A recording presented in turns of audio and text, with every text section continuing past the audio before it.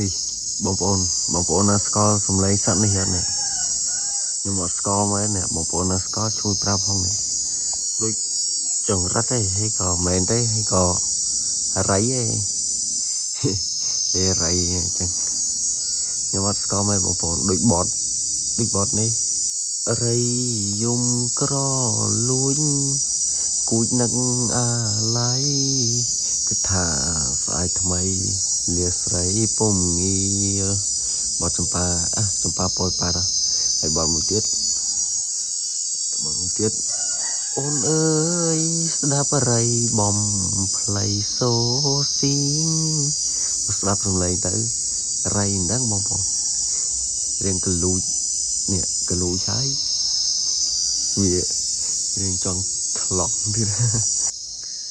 អូបត់មិញបត់បផាកោះញ៉ៃហើយកោះញ៉ៃមិននេះពុនទំនុកជ្រៀងកវៃសេងមានមកដល់ពីរ